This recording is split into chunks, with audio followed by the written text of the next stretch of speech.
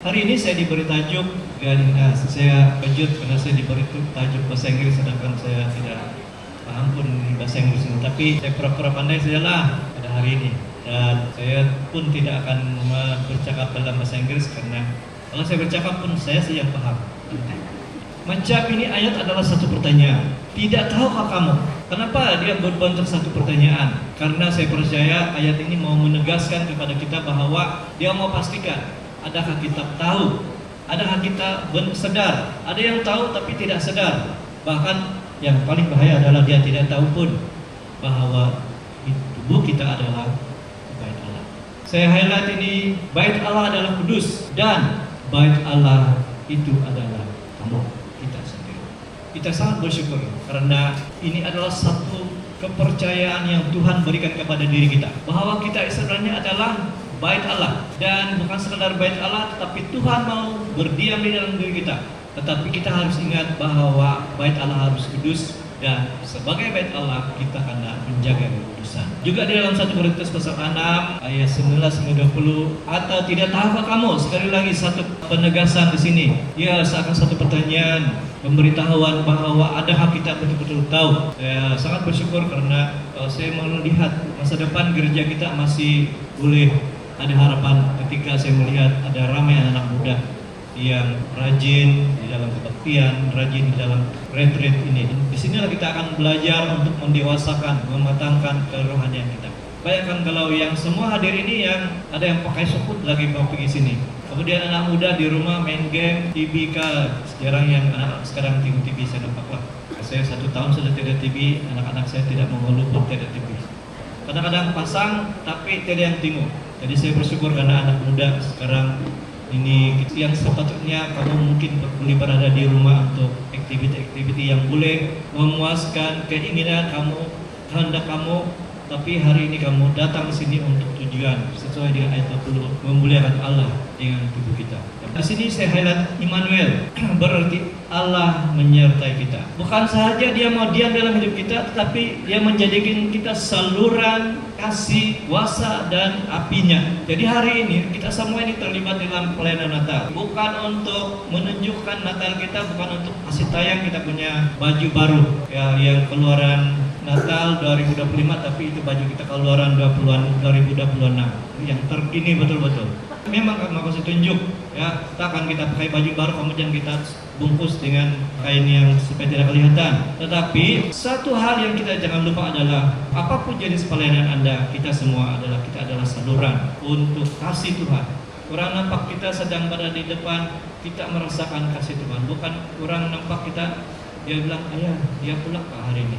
Saya tidak tahu, kalau saya tahu, sekali lagi, orang akan merasa dikuatkan karena ada satu kuasa yang mengalir dari pelayanan kita, tidak kira apa. Sekalipun itu pelayanan mungkin hanya pungut persembahan atau menyambut tetamu atau apapun. Kamu hanya mengatakan sepatah dua kata, shalom, senang pinariketan. Tetapi kata-kata itu mampu menjadi saluran kuasa Tuhan. Karena apa? Karena ada kuasa, ada Tuhan yang tinggal di dalam hidup kita. Yesus mau hidup di dalam kita. Yang mau tinggal, bukan hanya bersinggah, tapi dia mau hidup, artinya melakukan sesuatu. Kita mau bukan hanya di gereja Tugusan yang tahu bahwa kamu ini adalah aktif dalam pelayanan, tetapi kita mau dunia melihat kamu dan orang akan mengenal Yesus karena melihat hidup kita.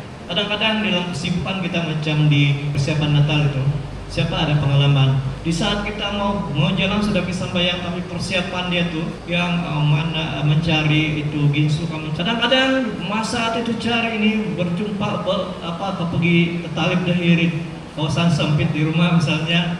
Kadang-kadang ada dalam kesibukan yang begitu, tapi sempat lagi ada keluar itu perasaan yang tidak mungkin ada kata-kata lain. Kenapa kita akan boleh melepaskan kata-kata yang mungkin kurang sesuai, sehingga kita sama-sama di gereja seakan-akan itu pelayanan kita tidak begitu selesa untuk pelayanan karena berlaku krisis-krisis yang sepatutnya tidak perlu. Kita harus dapatkan api itu, dan saya percaya kita sudah dapatkan api itu.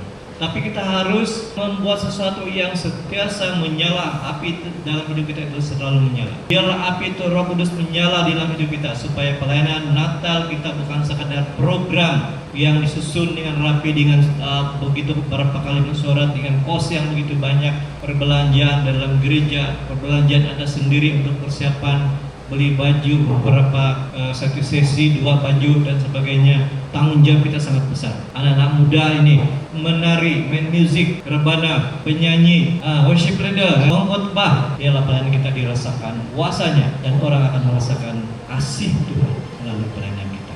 Kalau kita menggunakan tenaga kita akan lebih penat dan hasilnya mungkin kurang. Semua ini sebenarnya penat kita lakukan. Nanti adalah yang rehearsal juga rehearsal. Anak ubah lagi pulang tarik, saya sudah pulang dan mau pergi rehearsal karena ubah lagi. Kadang-kadang itu yang akan ulang. Tapi kita harus ingat bahwa kita tidak dengan tenaga tetapi dengan kuasa daripada Tuhan. Pelayanan kita bukan karena kewajiban, bukan karena iya saya ada nama terpaksa lah begini. Kenapa kita bersusah payah? Kenapa kita mau mengorbankan mungkin tenaga, masa, dan uang kita untuk pelayanan Tuhan? Karena kasih yang membara kepada Yesus Kristus. Kesaksian hidup ini adalah orang yang melihat kita.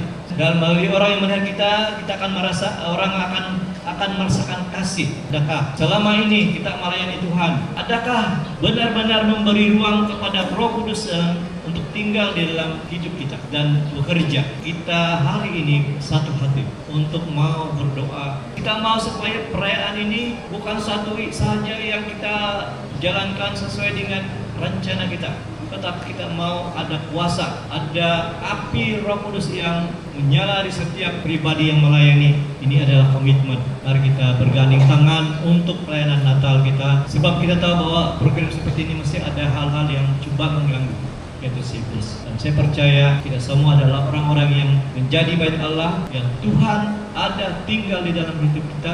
Kuasa Tuhan itu dinyatakan dalam kehidupan kita, sehingga ada ruang-ruang iblis untuk merusakan rencana Tuhan